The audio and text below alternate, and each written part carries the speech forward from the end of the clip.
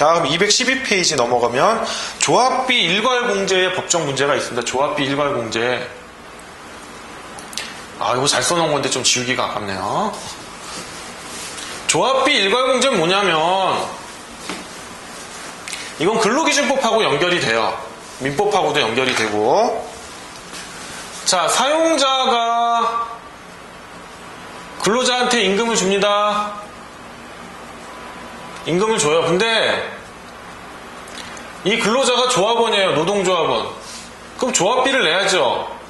그럼 얘가 임금을 받아서 노동조합에게 조합비를 주면 아무 문제가 없어요. 근데 귀찮잖아요. 번거롭고. 그러니까 체크오프. 발음이 안 좋나요? 사용자가 임금 중에 일부를 떼어서 조합비를 줘라. 이게 근로기준법에 보면 뭐가 있어요? 임금의 전액지불 원칙이 있죠. 전액지불 원칙.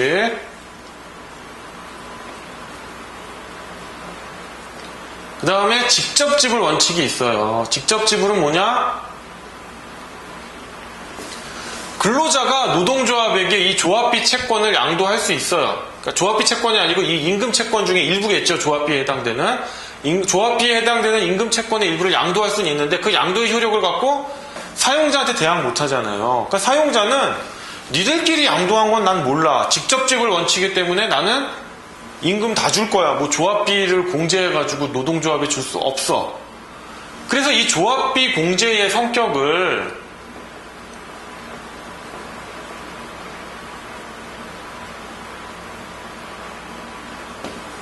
채권 양도로 볼 수는 없어요. 채권 양도가 됐으면 일로 줘야 되는데 일로 주려고 보니까 직접지불 원칙이 딱 반하거든요. 직접지불에. 그러면 이 조합비 공제의 법적 성격을 뭐로 봐야 되느냐? 이행인수 약정이 아니냐.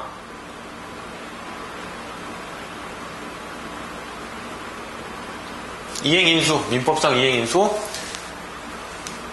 예. 즉 얘가 채무는 여전히 부담해요. 하지만 이 사용자가 이행의무의 인수자로서 노동조합에게 채무를 변제해주면 근로자도 이 채무를 면제받는다 이 얘기인데, 이행인수의 성격상 노동조합은 사용자에게 조합비를 달라고 할 수는 없고요. 근로자만이 사용자에게 조합비를 일로 보내라 라고 할 수 있는 겁니다. 자, 그 다음에 213페이지 4번 임금의 전액지불 원칙과 배치되는 게 아니냐라고 하는데, 뭐 조합비 공제가 임금의 전액지불 원칙에 반하지는 않는다. 왜냐하면 조합비 일괄 공제는 임금의 지급 방식의 변경을 가할 뿐 임금 지급액 자체는 변화가 없는 거잖아요. 요거를 간결하게 결제하기 위한 거니까 전액지불 원칙과는 원칙에 배치되지 않는다는 거. 그렇다면 이 부분은 단체 협약엔 채무적 부분과 규범적 부분이 있다고 했습니다. 그 부분은 나중에 설명드리겠는데요. 채무적 부분에 해당될까요? 규범적 부분에 해당될까요? 채무적 부분입니다. 채무적 부분. 규범적 부분은 근로 조건에 대한 거고요. 채무적 부분은 노동조합과의 채권 채무 관계 이렇게 생각하시면 되니까요.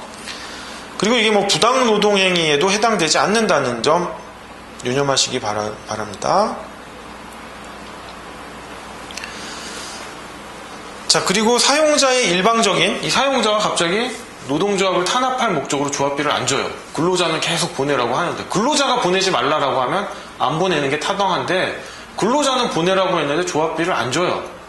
이건 부당노동행위로서 지배개입에 해당된다. 제81조 제4호. 부당노동행위는요, 쏙쏙들이 알고 계셔야 됩니다. 바로 조문까지 써주셔야 돼요. 몇 호에 해당되는지. 그리고 아까 단체협약의 채무적 부분에 해당된다고 하니까 단체협약상 채무불이행에 기한 손해배상 책임도 물을 수 있다. 그 부분이 로마자 6번입니다. 예, 그 다음에 213페이지 4번 노동조합 전임자, 노조 전임자라고 하는데요. 이 전임자에 대한 것도 문제가 나와요. 최근에 법이 개정돼서 근로시간 면제자 이런 근로시간 면제자인가요? 정확한 명칭이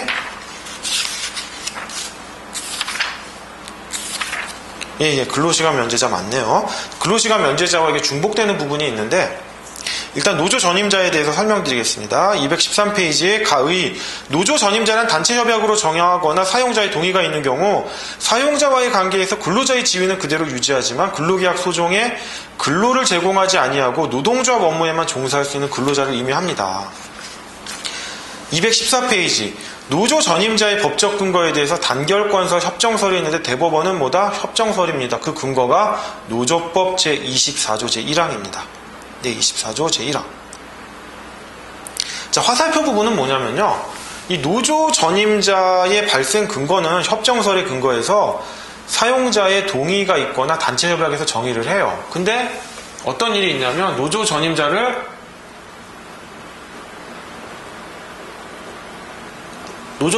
발생 근거는 뭐다? 사용자의 동의 또는 단체 협약. 단체 협약도 노동조합과 사용자 또는 사용자 단체의 합의니까요. 사용자의 동의라고 볼 수 있죠. 이 두 개를 통해서 노조 전임자가 발생했는데 갑이라는 사람을 노조 전임자로 앉히려고 하니까 사용자가 마음에 안 들어요. 나 노조 전임자를 부정하는 건 아니다. 인정을 하는데 갑은 내가 너무 강성이야. 싸가지도 없고 을로 좀 하면 안 되겠냐? 이거 안 된다는 겁니다. 사용자의 동의는 노조 전임자를 둘 것이냐 말 것이냐까지만 미쳐야지 누구를 노조 전임자로 할 것이냐 마느냐 그 다음에 노조 전임자의 임무를 어디까지 범위로 할 것이냐에 대해서 개입하지 말아라 이겁니다. 그 부분이 화살표 부분이고요. 그럼 노조 전임자의 지위를 취득하는 경우는 언제? 사용자로부터 노조 전임 발령을 받은 때라는 겁니다. 뭐 예외가 있고요. 예외는 읽어보시면 됩니다. 예외도 숙지하셔야 되고요.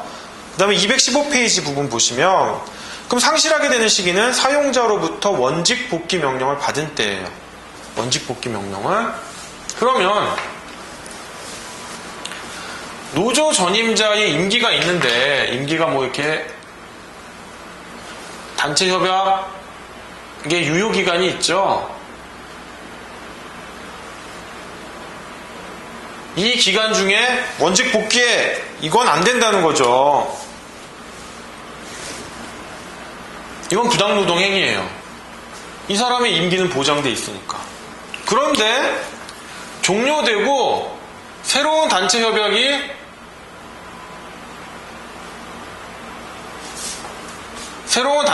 이때쯤 체결돼요. 그러니까 이때 공백 상태가 생기죠. 이 경우에 원직 복귀 명령을 내려요. 원직 복귀 명령을 내리면 따라야 되느냐? 이때는 안 따라도 돼요. 임기가 보장된 거니까. 근데 이때는 따라야 된다. 원직 복귀를 해야 된다. 아니 새로운 단체 협약이 체결되기 전까지는 종전 단체 협약이 적용되는 거 아닌가요? 맞아요. 그런데 제가 단체 협약에는 뭐가 있다고 했죠? 단체 협약에는 단협에는 채무적 부분과 규범적 부분이 있다고 했잖아요. 그럼 종료가 되면 새로운 단체 협약이 체결될 때까지 뭐 특별한 약정이 없는 한 규범적 부분만 효력이 존속합니다. 규범적 부분만. 채무적 부분은 말 그대로 채권 채무 관계니까 종료가 되면 채권 채무 관계 소멸하는 거예요. 자동적으로. 규범적 부분만 남아 있는데 그럼 노조 전임자는 채무적 부분이냐 규범적 부분이냐? 규범적 부분은 뭐 근로 조건에 대한 거라고 했죠. 채무적 부분은 사용자와 노동조합 사이의 약정입니다. 이거는 약정이에요. 채무적 부분이에요. 그러니까 종료되면 효력을 상실하는 거고 원직 복귀 명령에 따라야 돼요. 규범적 부분이 아니기 때문에. 자, 그러면 215페이지 노조 전임자와 개별적 근로관계인데요. 노조 전임자가 도대체 지위가 뭐냐? 지위가 근로자다. 다만 휴직 상태에 있는 자다. 임금 줘야 되냐? 안 줘도 된다. 그러나 일정 부분 임금을 줘도 상관없어요. 법에는 자, 이 양가로 이번 임금 지급 의무 보시면 노조 전임자에 대한 전임 기간 동안의 급여 지급을 금지하고 있어요. 노조법 제24조 제2항이. 그런데 218페이지 양가로 2번에 보시면 원칙은 금지인데 임금을 전임 기간 동안 원칙 금지인데 예외적으로 허용돼요. 뭐냐?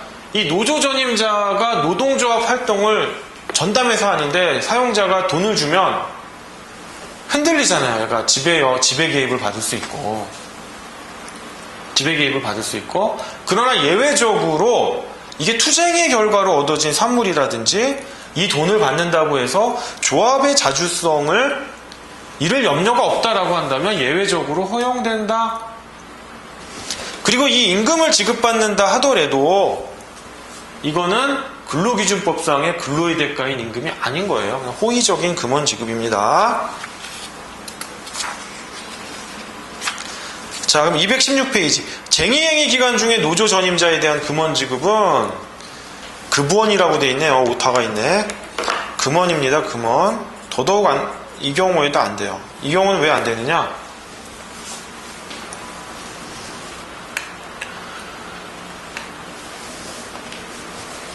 원래 노조 전임자에 대해서 마음이 급하니까 막 말이 헛나오네요. 노조 전임자에 대해서 임금은 원칙적으로 안 돼. 예외적으로 가능해. 근데 평상시에는 이런 예외적인 임금을 지급을 해왔어요. 뭐 단체 협약이나 이런 것 때문에. 근데 요 기간 중에 쟁의행위가 일어나요. 그럼 요때 임금을 줘야 되느냐? 요때는 다 임금을 줬어요. 임금을 줬어요. 예외적으로. 요때도 주면 안 된다는 겁니다. 요때는. 왜? 쟁의행위 기간 중에 위법한 쟁의행위는 당연히 근로자가 임금을 청구할 수 없고요. 정당한 쟁의행위라고 하더라도 무노동 무임금 원칙에 의해서 일반적인 근로자, 즉 쟁의행위에 참여한 근로자가 임금을 못 줘요. 그런데 노조 전임자는 그들을 지도하고 지휘하고 관리하는 자인데 예외적으로 임금을 받으면 안 된다는 겁니다. 안 된다는 거. 자, 그 다음에 양괄호 3번. 출근 의무인데요. 출근 의무 있다는 점. 자, 그 다음에 퇴직금 산정 기준. 요건 뭐냐면, 퇴직금은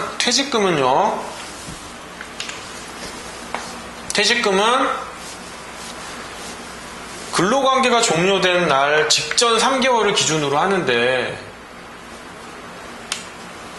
뭐 사직을 했어요. 그럼 요 시점부터 3개월. 근데 노조 전임자는 원칙적으로 임금을 안 받는다고 했어요. 그러니까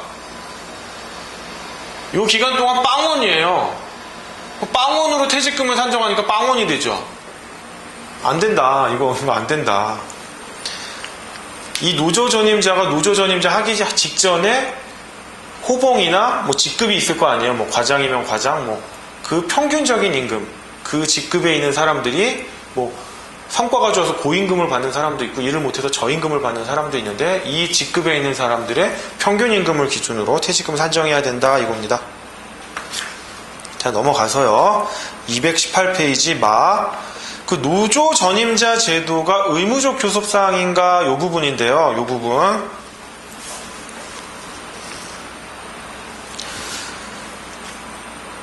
자, 아까 우리가 한 건 뭐였죠? 노조 전임자 제도와 개별적 근로관계에 대한 거고요. 마는 노조 전임자 제도와 집단적 노동관계에 대한 겁니다. 집단적 노동관계. 거기서 문제되는 건 이제 단체 교섭에 보시면요. 자꾸 나오는 용어가 이거예요. 의무적 교섭 대상. 요거 변호사 시험 1회에도 나왔습니다. 임의적 교섭 대상이 있어요. 그 다음에 위법적 교섭 대상이 있어요. 이거 무조건 암기하셔야 돼요. 이거 암기하셔서 단체 협약까지 이어지는 내용입니다. 단체 교섭 대상인데 이거는 사용자가 단체 교섭 해줘야 돼요. 응할 의무가 있어요. 의무적 교섭 대상. 그리고 이거를 위반하면 쟁의행위도 할 수 있어요.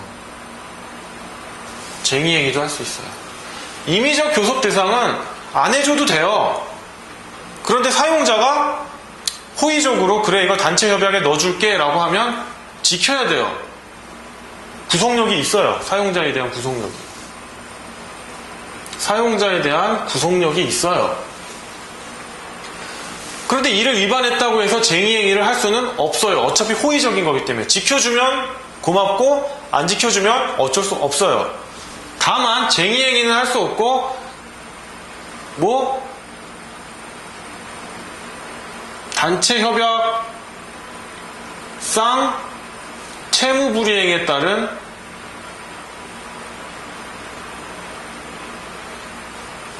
손해배상 청구는 할 수 있다는 거예요.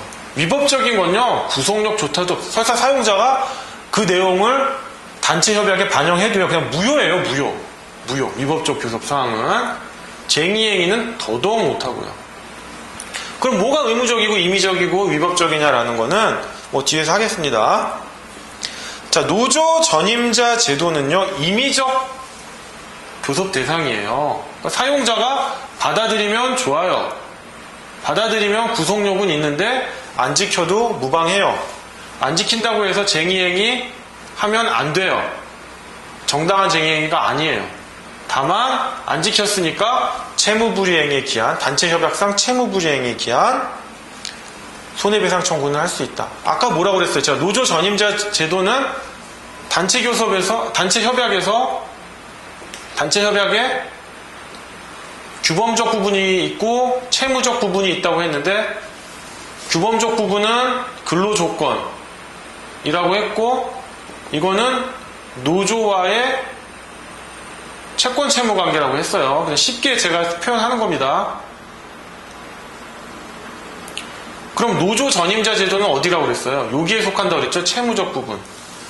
그러니까 요거랑 연결되는 거죠. 임의적 교섭 대상으로서. 요 부분이 되는 거죠. 채무를 이행 안 한다. 하지만 쟁의행위를 할 수는 없다. 하면 정당한 쟁의행위가 아니라 위법한 쟁의행위다. 자, 2번 노조 전임자에 대한 임금지급과 부당노동행위 아까 했습니다. 3번 노조 전임자에 대한 원직복귀 명령과 부당노동행위 요것도 했고요. 자, 219페이지 218페이지 그 판례 보시면 단체협약 유효기간 계속 중과 단체협약 유효기간 만료 후에 원직복귀 명령이 부당노동행위에 해당되는지 여부 나와 있는데 판례 보시고요. 4번 업무상 재해 노조 업무도 사용자가 허락한 겁니다. 너 전임해서 해라라고 했기 때문에 이 경우 업무를 통해서 재해를 입게 되면 업무상 재해에 해당되는데요. 예외적으로 밑줄 친 부분에 대해서는 업무상 재해에 해당되지 않는다는 점 숙지하시기 바랍니다. 자, 220번 220페이지 근로시간 면제자인데요. 요거는 시험에 나올 확률이 없어요. 왜냐하면 중요한 부분이긴 한데 지금 법이 바뀌고요. 복수노조도 나오기가 힘든 게 법이 바뀌고 앞으로 문제될 확률이 상당히 많은데 아직 이 부분에 대한 판례가 없기 때문에 판례가 없는 걸 문제로 내기가 쉽지가 않습니다. 특히나 사례형에서요. 그렇기 때문에 이 부분이 장차 변호사 시험에서 나올 확률은 높지만 당장은 나오기가 쉽지 않다는 거. 당장은 나오기가 쉽지 않아요. 그래서 간단히 보시면 그 참고 부분 박스 보시면 노조법 제24조에 1항과 제2항은 노조 전임자, 1항은 노조 전임자에 대한 거고 2항은 노조 전임자에 대한 임금 지급 의무가 없다는 거.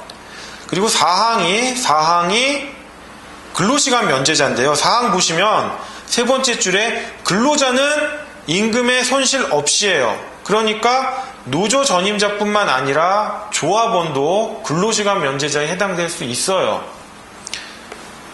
일반 조합원도 근로시간 면제자에 해당되는데 임금의 손실이 없어야 되기 때문에 사용자가 임금을 줘야 돼요. 2항의 예외예요. 그러니까 근로시간 면제자는 221페이지에 보시면 세 가지 유형이 있죠. 전일 유급형,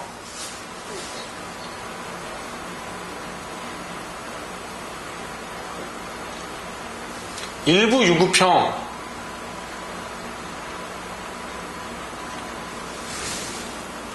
완전 무급형.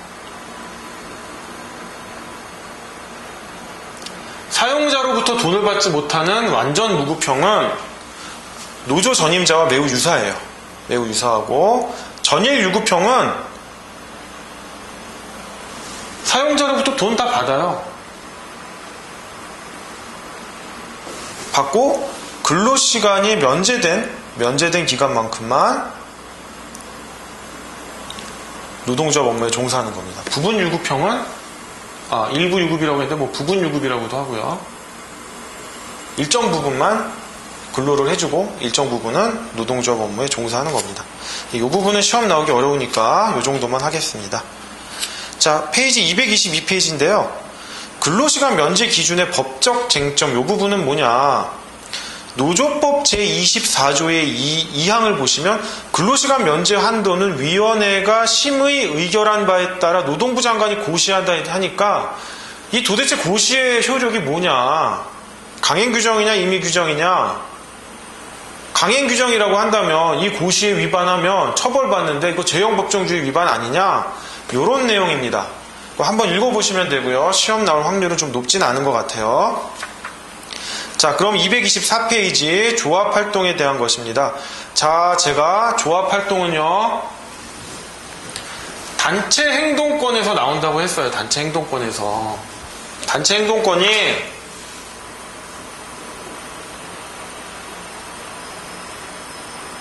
뭐뭐가 있다? 쟁의권과 조합활동권이 있다.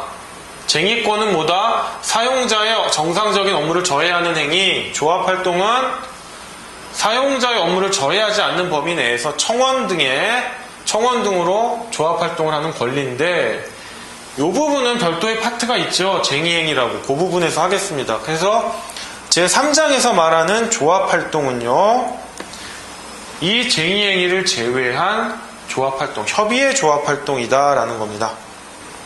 자, 로마자 2번 법적 성격 보시면 협의의 조합활동은요, 근로 3권의 포괄적인 내용으로서 보장이 되고요. 자, 보시면 뭐 로마자 3번 제가 설명드린 바입니다. 그 다음에 4번 225페이지 로마자 4번 조합활동의 정당성인데 조합활동의 정당성과 쟁의행위의 정당성이 조금 틀려요. 조합활동의 정당성은요,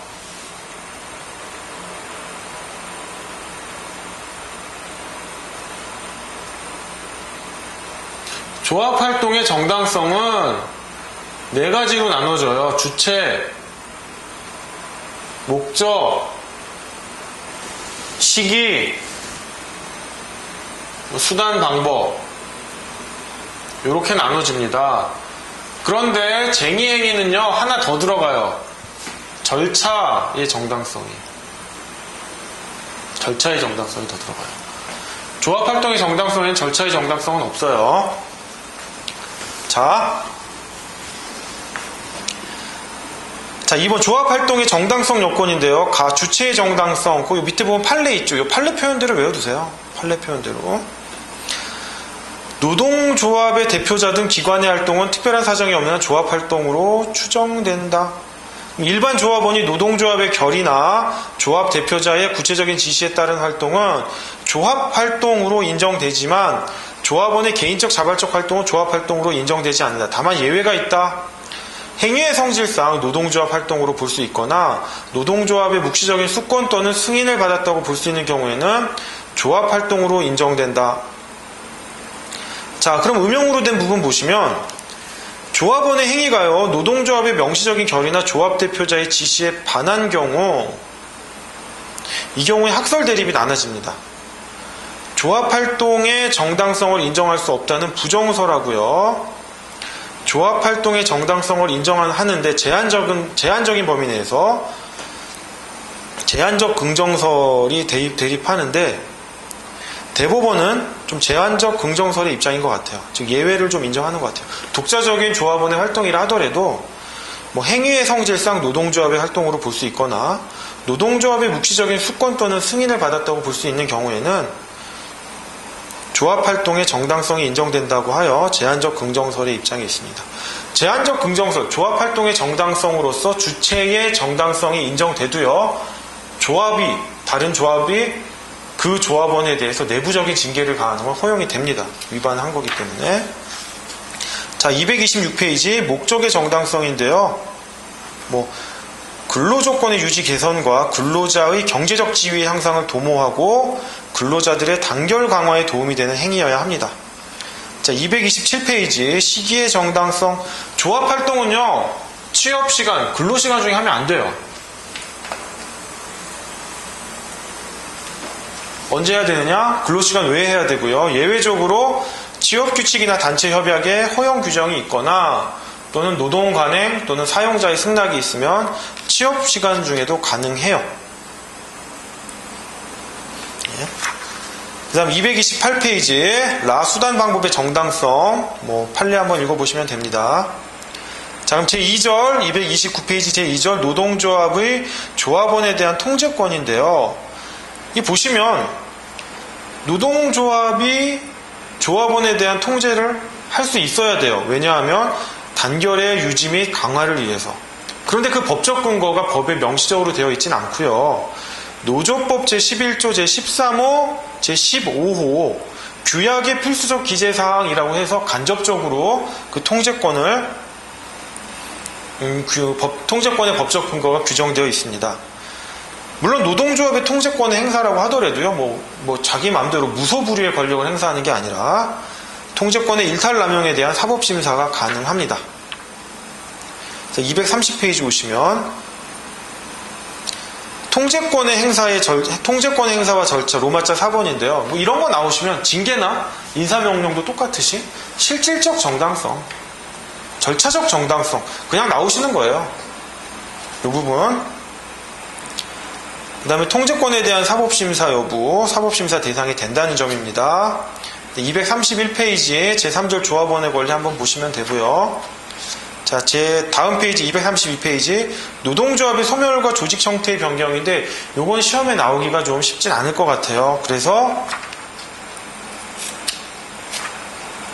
237페이지까지 넘어가겠습니다. 다만 237페이지 로마자 6번 효과예요. 노동조합의 조직 변경이 있으면 신설 노동조합이 종전 노동조합의 재산관계 및 단체 교섭과 단체 협약의 주체로서의 지위를 포괄적으로 승계한다. 대법원도 동일한 입장이다. 이 정도만 알고 계시면 될 것 같습니다. 그 다음에 제5장 단체 교섭 238페이지인데요. 이제부터 정신 좀 차리셔야 됩니다. 이제부터. 단체 교섭하고 단체 협약까지 한 파트고 그 다음에 쟁의행위 그 다음에 모든 부분에서 문제되는 부당노동행위가 시작되는 겁니다. 이 부분 확실히 아셔야 됩니다. 조금 집중하시고요. 제1절 단체 교섭 일반 이론입니다. 정의 아셔야겠죠. 정의도 모르고 시작할 수 없습니다. 1번 의 단체 교섭이란 노동조합 등의 근로자 단체가 사용자 또는 사용자 단체와 근로조건에 관한 사항을 협의하며 합의한 사항에 관하여 단체 협약을 체결하기까지 일련의 과정을 의미한다. 단체 교섭은 주체가 누구다? 노동조합이라고 했습니다. 선생님 법에는 어떻게 돼 있다고요? 헌법에는 근로자라고 돼 있는데요. 노조법에서는 노동조합이라고 한정하고 있어요. 그럼 이 노동조합이 사용자 또는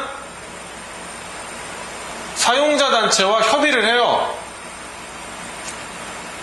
어떤 거를 단체 협약에 반영할까 협의를 하면서 서로 간의 의사가 일치를 이루어져서 합의를 하잖아요. 이 합의된 사항을 반영하는 게 단체 협약인 거예요. 그러니까 단체 교섭은 일련의 과정이에요. 단체 교섭의 산물이 단체 협약인 거고. 그럼 로마자 2번 단체 교섭권의 법적 성격은 뭐냐? 세 번째 줄부터 보시면 단체 교섭권은 헌법상 기본권으로서 근로자의 국가에 대한 주관적 공권의 성격을 갖는다. 헌법 제33조.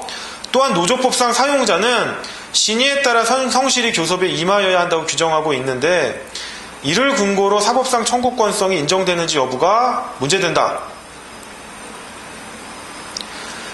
이에 대한 명시적인 대법원 판례는 없는데요. 하급심 판례들이 단체 교섭권의 사법상 청구권도 인정하고 있다. 자, 그럼 이 단체 교섭권에는 아까 말씀드렸듯이 단체 협약 체결권도 포함된다? 안 된다? 된다. 단체 협약 체결권도 포함됩니다. 오케이? 자, 그렇기 때문에 사용자는 이 단체 교섭권에 대해서 어떤 의무가 있다? 사용자는 의무가 단체 교섭에 응할 의무,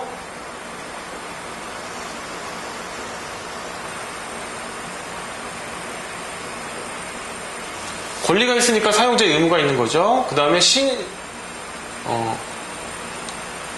성실 교섭 의무. 그 다음에 합의가 이루어지면 단체 협약 체결 의무.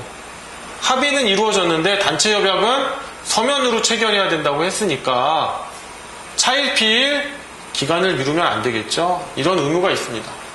따라서 이런 의무의 바탕으로 단체 교섭 응납 가처분이 나오는 거예요. 요거 응납은 승낙이 아니라고 했죠. 응할 의무라고 했죠.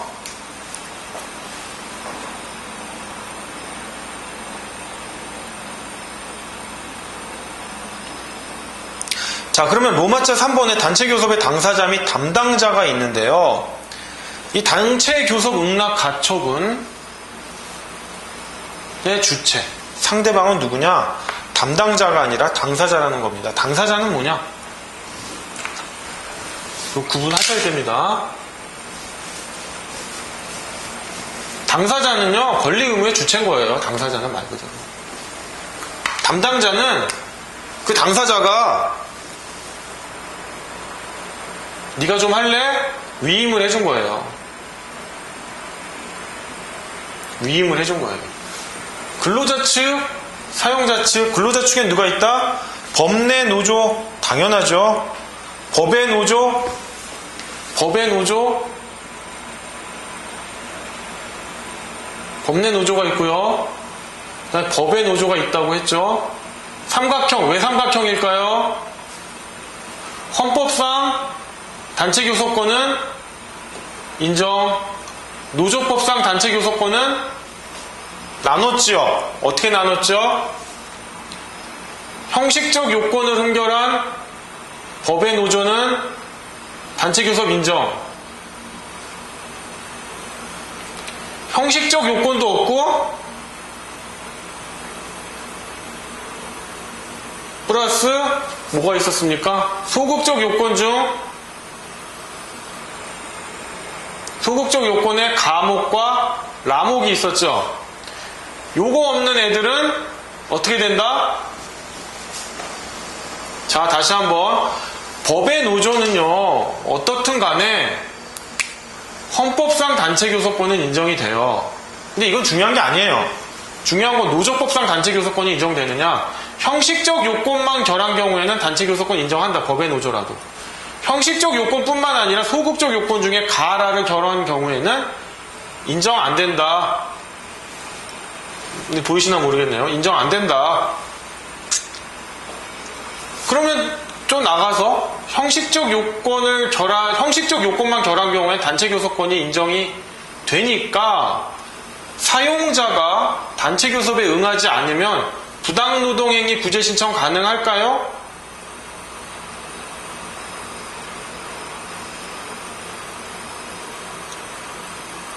안 된다. 이 경우는 당연히 안 되고요. 단체 교섭권이 없으니까. 이 경우는 단체 교섭권이 있다 하더라도 부당노동행위 구제 신청은 안 된다는 거예요. 왜? 법의 노조니까. 법의 노조는 부당노동행위 구제 신청을 할 수 없어요. 노동조합 자체가. 법의 노조라 하더라도 노조에 속한 근로자는 할 수 있어요. 근로자 자신의 권리로서. 이것도 구별하셔야 됩니다. 그 다음에 일시적 쟁의단은 단체 교섭 당사자가 될 수 없습니다. 사용자 측은 근로계약상의 사용자 단체가 있고요. 담당자는요, 노동조합 대표자겠죠. 노동조합 대표자는 노동조합을 대표하니까 노동조합으로부터 위임을 받은 자가 되겠고, 사용자 측으로는 사용자 또는 사용자 단체의 대표자, 사용자 또는 사용자 단체로부터 위임을 받은 자입니다. 자, 보시면 단체 교섭의 당사자는 단체 협약상의 권리와 의무의 주체가 되는 자를 의미하고, 단체 교섭의 담당자는 실제 단체 교섭을 담당하는 자를 의미합니다. 실제 협상에 나가시는 분들. 자, 하나씩 좀 자세히 볼게요.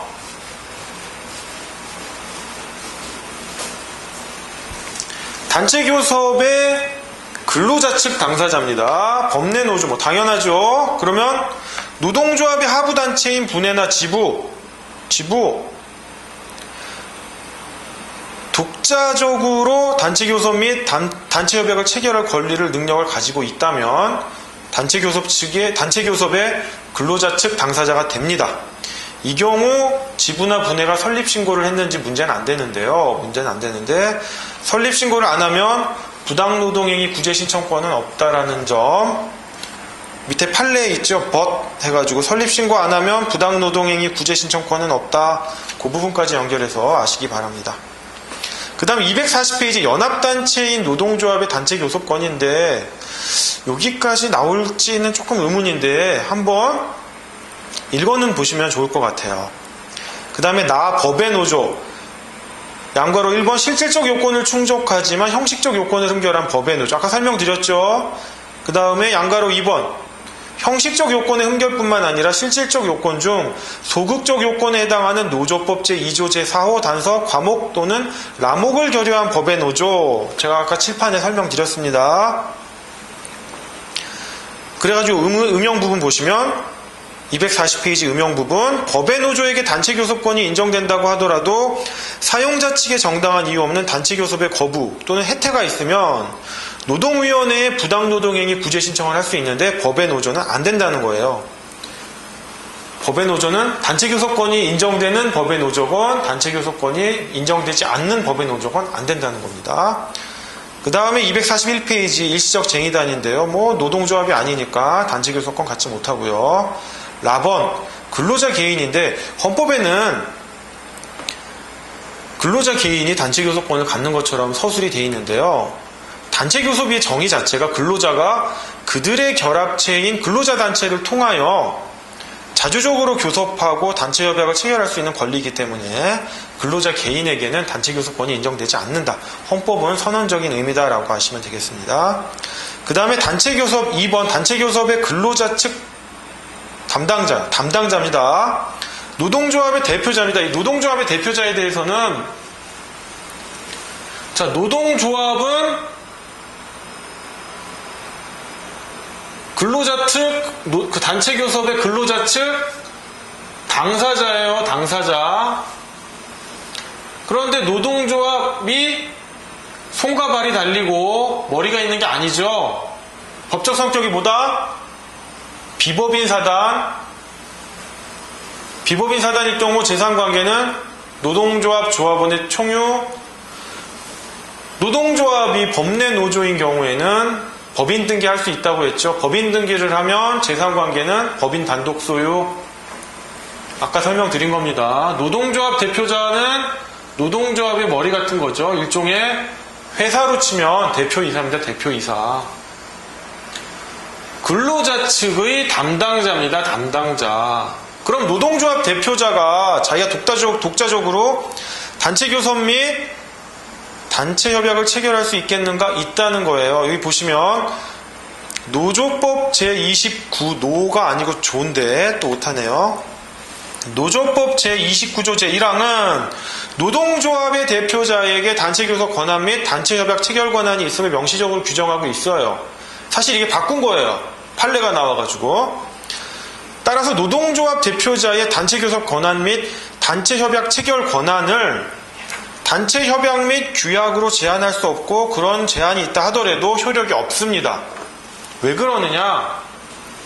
자, 사용자가요. 노동조합 대표자랑 단체협약을 하는데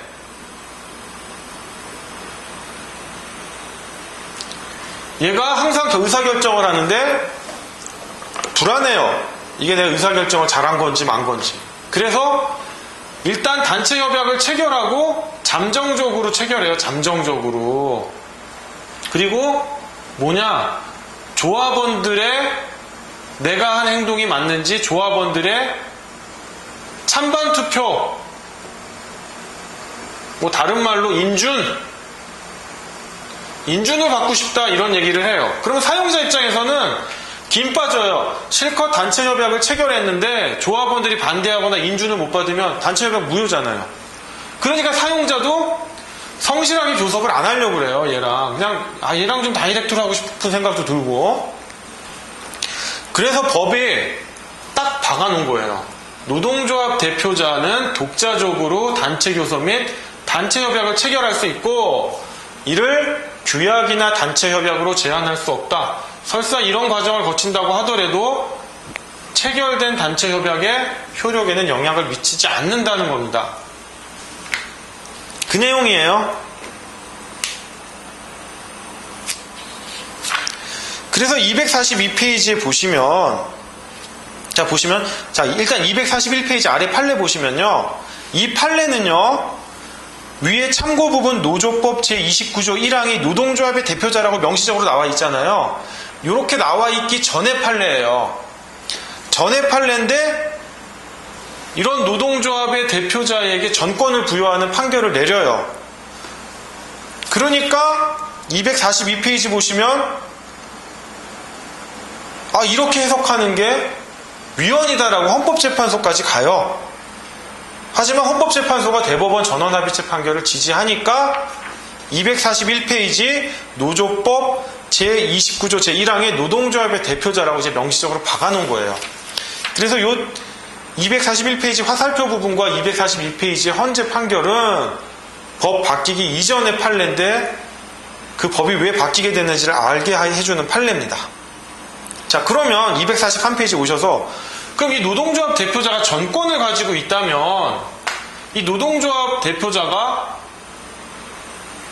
조합원들에게 불리한 사용자에게 매수를 당했던지 아니면 자기가 판단했을 땐 유리하다고 했는데 알고 보니까 불리한 단체 협약을 체결할 수 있느냐? 어쩔 수 없다. 체결권한 독자적인 전권을 줬기 때문에. 다만 얘가 조합원들로부터 불신임 투표를 받아서 징계를 받던지 제명당하든지 이거는 조합 내부의 문제다.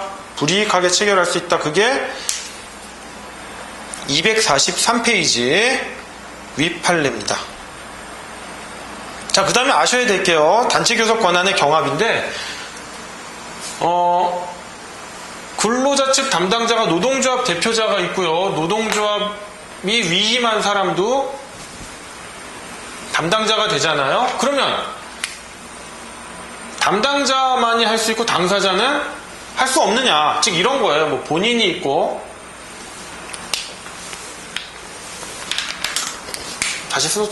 담당자가 있고 당사자가 있고 담당자가 있으면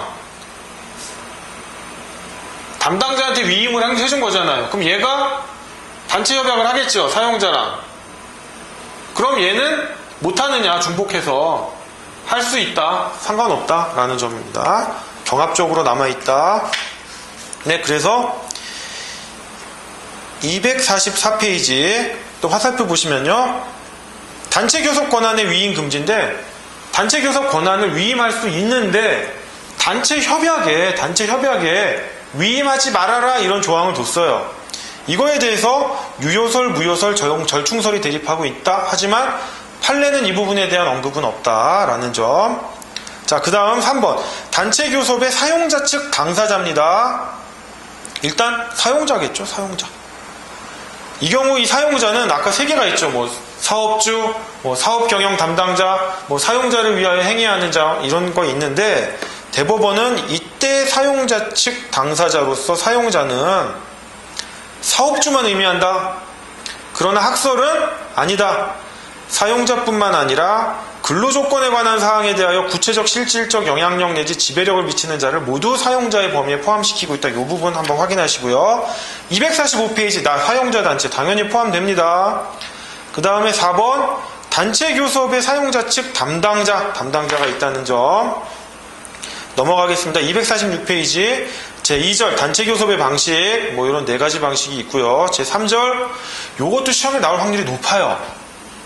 높은데 지금은 아니에요. 왜냐하면 이 법이 시행된 지 얼마 안 돼서 아직 분쟁이 표면화되지 않았고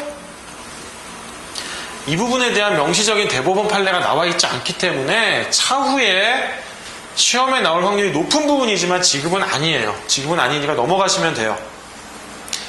예전에는 사용자와 노동조합의 갈등이 있었는데요. 이 복수노조로 인해서 노노 간의 갈등이 유발될 가능성이 높습니다. 노동조합과 노동조합 사이에. 이 부분 지금은 아니라는 점. 그래서 248페이지 일단 넘어가시고요. 그다음에 249페이지 이제 제 4절 단체 교섭의 대상입니다. 이 부분 중요합니다. 단체 교섭의 대상. 이 부분 중요해요. 자, 제가 단체 교섭의 대상에는 뭐가 있다? 의무적, 그냥 외우셔야 돼요. 기계적으로 의무적, 임의적,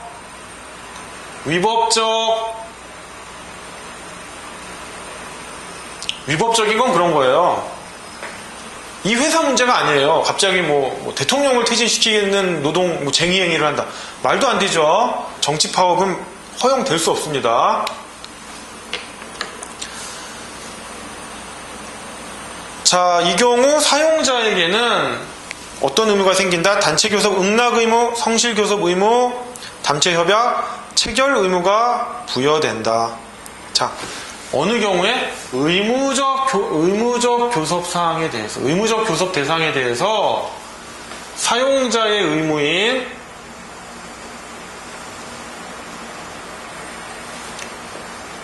단체 교섭 응낙 의무, 성실 교섭 의무,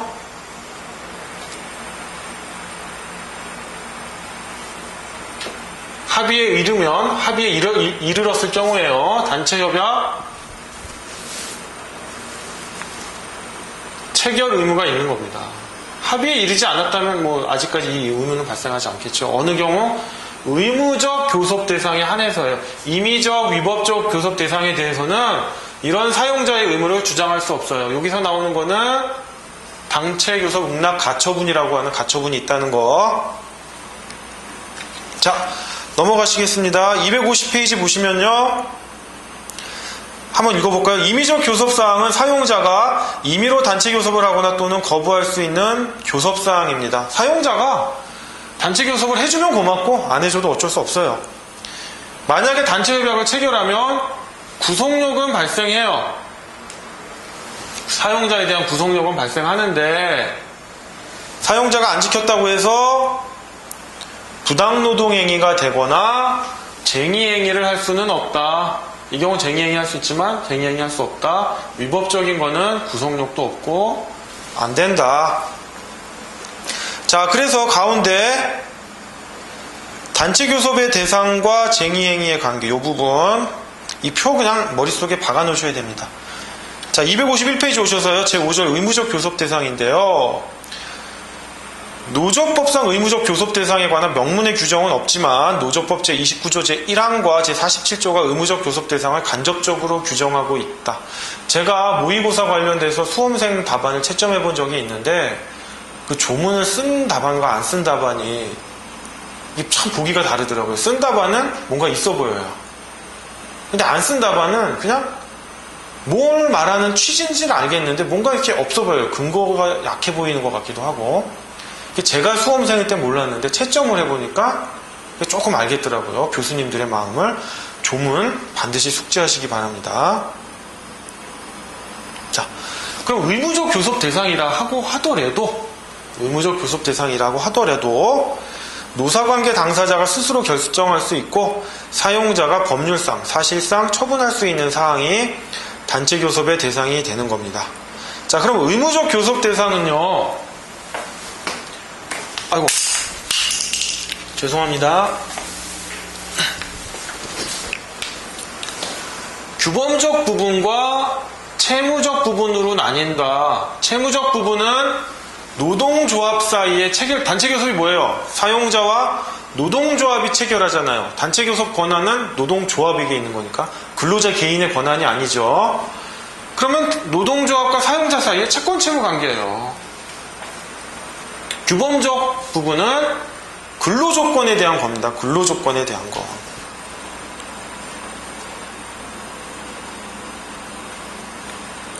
자, 그럼 넘어가셔서 252페이지 로마자 3번 구체적인 사례를 보시면, 그러면 의무적 교섭 대상이 뭐가 있느냐? 의무적 교섭 대상이 사용자의 경영상 권한에 속하는 상황 안 됩니다. 인사명령 뭐라고 그랬어요? 사용자의 노무지휘권에서 파생되는 재량권이 있는 행위인데, 그런데 예외가 있어요. 항상 여기는 원칙과 예외를 아셔야 돼요. 1번, 2번, 3번 이런 부분은 예외가 허용된다. 제가 읽지 않았다고 해서 중요하지 않은 게 아니고요. 시간 관계상 짧게 설명드리는 거니까 반드시 읽으셔야 됩니다. 원칙과 예외. 화살표. 그럼 근로기준법 제24조 경영상 이유에 의한 해고가 단체교섭의 대상인지, 원칙은 아니다. 경영 판단이니까 아닌데 예외적으로 근로조건에 영향을 미치면 단체교섭 대상인 거예요. 근로조건에 영향을 미치면. 항상 기준은 근로조건이에요. 근로조건에 영향을 미치면 의무적 교섭 대상인 거예요. 그런데 253페이지 위에 보시면 대법원은 정리해고 실시 여부에 대해서 단체교섭의 대상이 될 수 없다고 판시하고 있다. 이 부분 아시기 바랍니다. 그 다음 253페이지 아래에 보시면 조합원에게 적용되는 근로조건이 있는데요. 이 부분도 근로조건에 대한 거니까 의무적 교섭 대상이에요.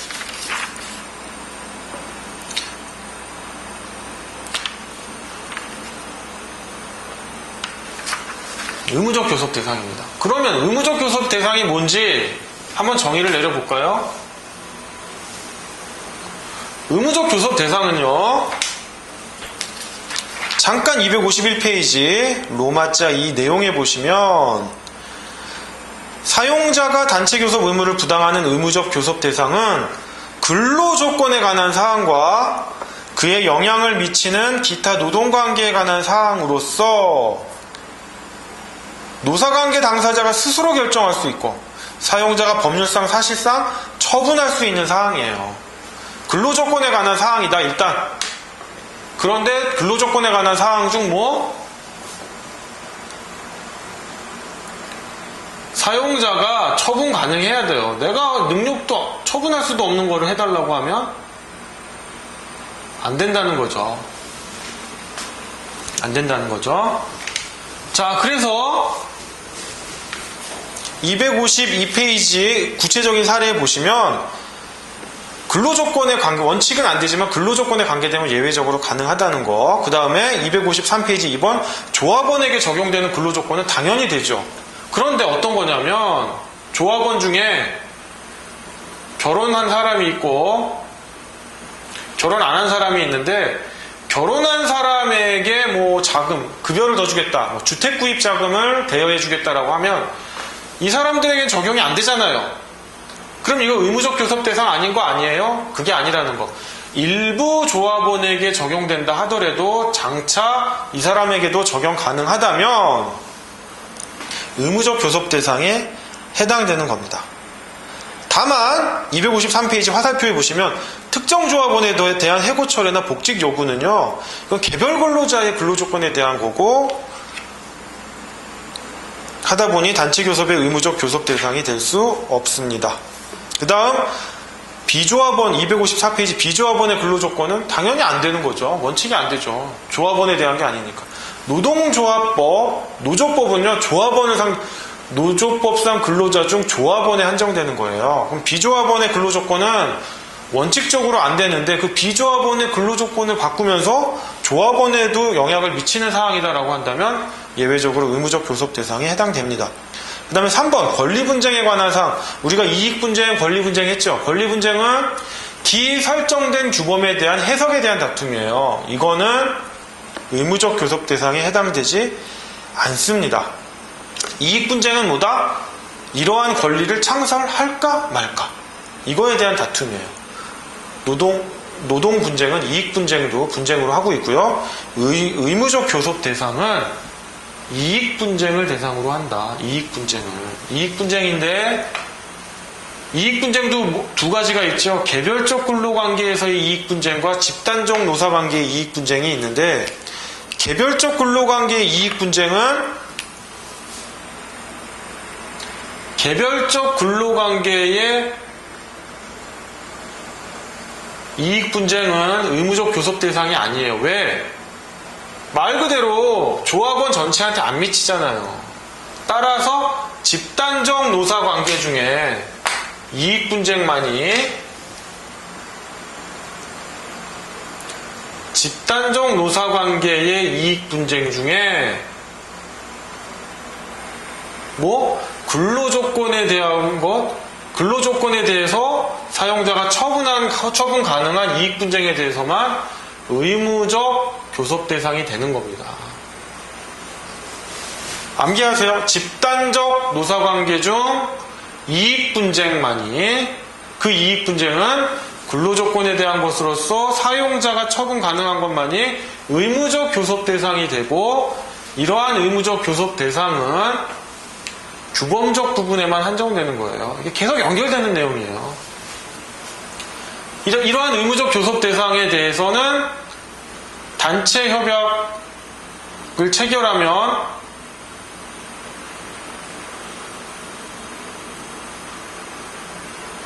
사용자에게 구속력이 발생하고요. 사용자가 이를 위반하면 쟁의행위를 할 수 있어요. 적법한 쟁의행위예요. 이 경우엔 정당한 쟁의행위예요. 그 다음에 부당노동행위 구제 신청할 수 있어요.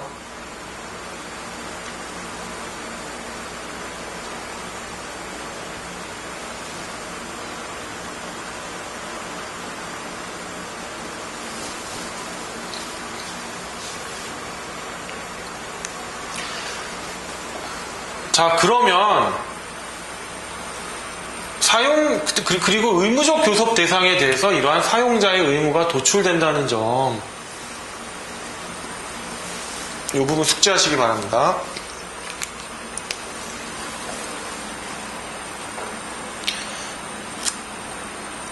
자, 그러면 기타 4번, 254페이지 4번이죠. 기타 노동관계사항, 이런 것도 근로조건에 영향을 미치는 한 단체교섭 대상이 된다. 자, 로마자 4번, 사용자의 단체교섭 의무, 의무적 교섭 대상에 해당될 경우 이런 사용자의 의무가 있다는 점 숙지하시고요. 자, 255페이지 보면 가운데 줄 단서가 있죠. 1번 단체교섭 권한이 없는 당사자 또는 담당자, 2번 단체교섭의 의무적 교섭 대상이 아닌 경우, 3번 단체협약에 정한 단체교섭의 절차 또는 방법에 하자가 있는 경우에는 사용자가 이러한 단체교섭을 거부할 수 있으니까 쟁의행위를 할 수도 없어요. 하면 위법한 쟁의행위예요. 부당노동행위 구제 신청도 할 수 없어요. 그 다음에 유일단체 교섭조항, 이것도 안됩니다. 복수노조가 허용되기 때문에. 설령 단체협약에 유일단체 교섭조항이 있다 하더라도 그 단체 협약의 유일단체 교섭조항이 무효이니까 이를 이유로 단체 교섭을 해태할 수 없어요. 그 다음에 성실교섭 의무 아래쪽입니다. 이 부분 읽어주시기 바랍니다. 자, 256페이지인데요. 사용자의 단체교섭 의무 위반에 대한 구제 방안은 행정적 구제 방안과 2번 257페이지 2번 사법적 구제 방안이 있어요. 행정소송으로서. 그 다음에 사법적 구제 방안으로서 단체교섭 응낙 가처분이 가능하다는 거. 본안은 뭘까요? 단체교섭 의무 이행해소 내지는 의무 위반 확인 소송입니다. 확인 소송. 그리고 이 단체교섭 응낙 가처분의 단체교섭의 권리자와 의무자는 단체교섭의 당사자만이 해당되고 담당자는 해당 안 된다는 거예요. 담당자는 위임을 받은 사람에 불과해요. 그 다음에 다 단체교섭 의무 위반에 따른 의무이행소송 내지 의무위반 확인소송, 즉 아까 가처분의 본안이라고 했죠. 그게 가능하고요. 불법행위 요건을 충족할 경우에는 불법행위에 기한 손해배상 청구가 가능합니다. 그 다음에 제6절 단체교섭의 대상으로서의 권리분쟁과 이익분쟁인데요. 이 부분은 학설 대립이 있는 건데 크게 중요한 부분은 아니에요. 이 부분은 그냥 오히려 제가 설명드리면 헷갈릴 수도 있는데, 이게 노조법 제2조 5호에 보면요, 노동쟁의의 대상을 근로조건 이렇게 규정을 해놨어요. 근로조건만이 노동쟁의의 대상이다. 그러니까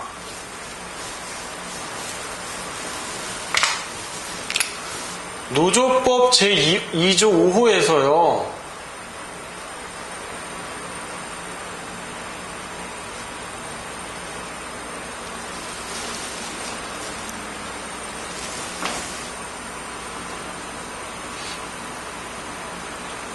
노동쟁이 대상을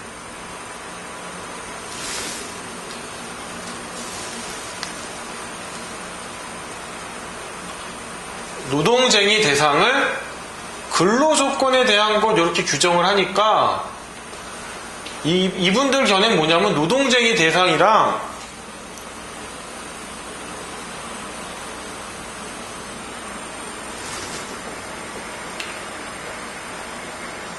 단체교섭의 대상이 동일하다고 봐요.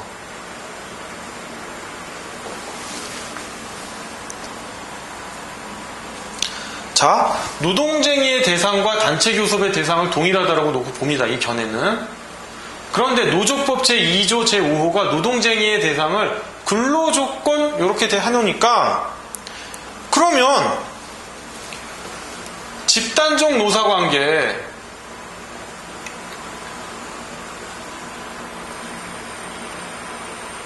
이건 개별적 근로관계니까요. 집단적 노사관계는 단체교섭의 대상이 아닌 거 아니냐 그래요. 이 학설에 따르면 논리가 일치하죠. 왜냐? 노동쟁이 대상과 단체교섭의 대상은 일치한다. 그런데 노동쟁이의 대상은 법에서 근로조건이라고 했다. 그러니까 단체교섭의 대상도 근로조건, 개별적인 근로관계의 근로조건일 뿐이지 집단적 노사관계는 단체교섭의 대상이 아니다. 이런 얘기를 하세요. 그렇기 때문에 집단적 노사관계를 원인으로 한 쟁의행위는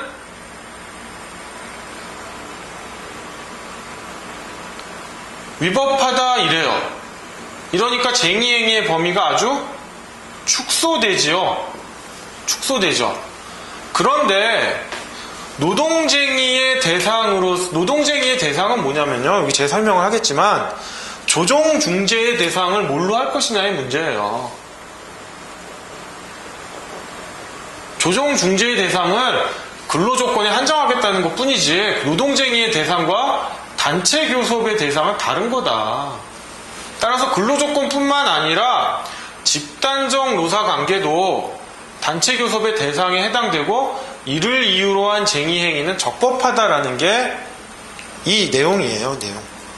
근데 이 부분이 좀 학설이 복잡해서요. 이 부분 자체를 뭐 시험에 내지는 않고요. 여기 로마자 2번에 보시면 즉 권리분쟁 사항은 임의적 교섭 대상에 해당할 뿐이며 권리분쟁 사항은 제가 이익분쟁만이 의무적 교섭 대상이라고 했어요. 다시 한번